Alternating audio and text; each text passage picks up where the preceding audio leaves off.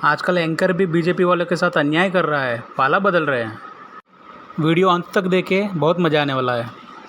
मैं जवाब देती हूं। किसी के साथ इंपॉर्टेंट बात सर आप कह रहे हैं, आपने इंपॉर्टेंट बात कही है, मुझे लगता है प्रदीप भंडारी को आना चाहिए। प्रदीप जी, ये हरियाणा में फिर तो वही कहा जाएगा ना कि बीजेपी ने अपने लिए खुद ही बबूल के पेड़ बोए हैं। बात तो सही है।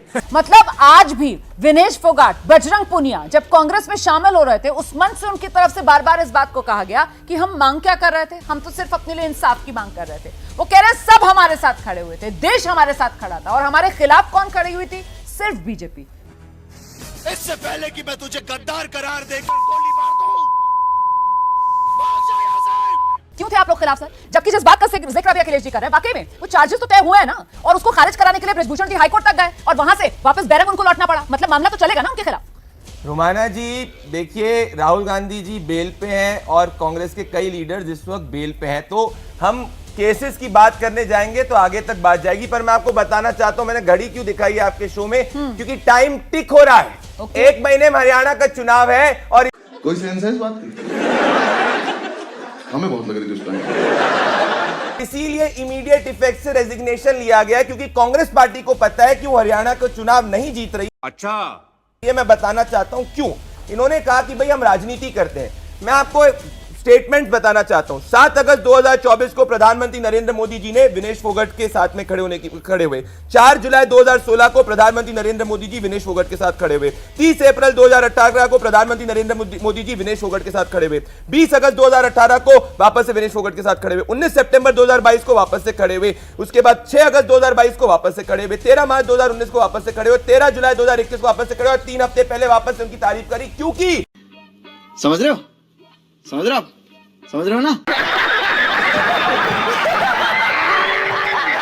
प्रधानमंत्री और हमारी पार्टी के लिए खिलाड़ी का योगदान होता है। परंतु जब पिछली बार विनेश फोगाट ओलंपिक्स के अंदर हारी थी, क्या राहुल गांधी और उनका पूरा परिवार राहुल गांधी उनके परिवार से मिले? नहीं मिले। क्यों? क्योंकि उस वक्त राजनीतिक फायदा नहीं दिख रहा था। हम प्रधानमंत्री मोदी उस बार भी मिले, 3 हफ्ते पहले भी उनके साथ खड़े रहे। ये सिर्फ खिलाड़ी में या किसी में भी राजनीतिक फायदा देखते हैं, हमारे में तेरे बाप को मत सिखा, चल। इससे इनकी राजनीतिक रोटी सेकी जा सके। कर सकते हैं, आप मुझे एक बात बताइए, क्योंकि ये दोनों हरियाणा से आते हैं, ये दोनों खिलाड़ी हरियाणा से आते हैं, और हरियाणा के आपके बड़े नेता मनोहर लाल खट्टर साहब अभी केंद्र में मंत्री हैं, 9.5 साल हरियाणा के मुख्यमंत्री रहे। उनका बयान आपने देखा?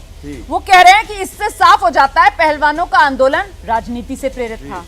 बेशर्मो शर्म करो शर्म। अब सुनिए आप, हरियाणा के दूसरे बड़े नेता, नाम अनिल विज जी है ना, वो कह रहे हैं अगर विनेश देश की बेटी से कांग्रेस की बेटी बनना चाहती है तो हमें क्या एतराज होगा।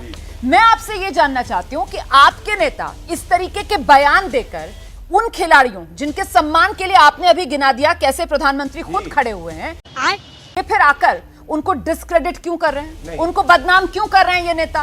अगर विनेश कांग्रेस में शामिल हो जाती है तो क्या प्रदीप भंडारी इस चैनल में यहां एबीपी न्यूज पर बैठकर ही कहेंगे कि विनेश फोगाट जो है वो देश की बेटी नहीं रही? कोई कह सकता है ऐसा कि विनेश फोगाट देश की बेटी नहीं रही? अनिल विज ने कैसे कहा विनेश फोगाट देश की बेटी नहीं रही? प्रदीप भंडारी जी, क्या कांग्रेस पार्टी देश के बाहर तो नहीं है? कांग्रेस पार्टी देश के अंदर ही है।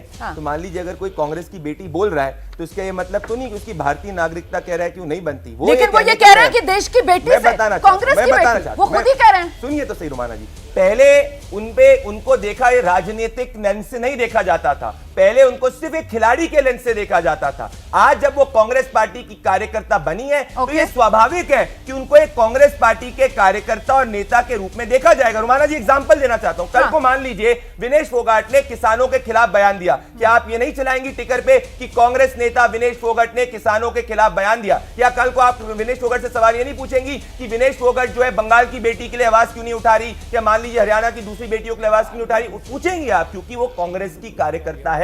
तो अब वो जब राजनीति का उन्होंने दामन थाम लिया है, सर नेता कोई किसी पार्टी का हो सकता है, लेकिन देश की बेटी, देश का गौरव जो है उसको ये कहकर तो नहीं खारिज किया जा सकता कि वो देश की बेटी नहीं रही, वो कांग्रेस की बेटी हो जाएगी। ये तो देश के गौरव का अपमान कर रहे हैं बीजेपी के नेता।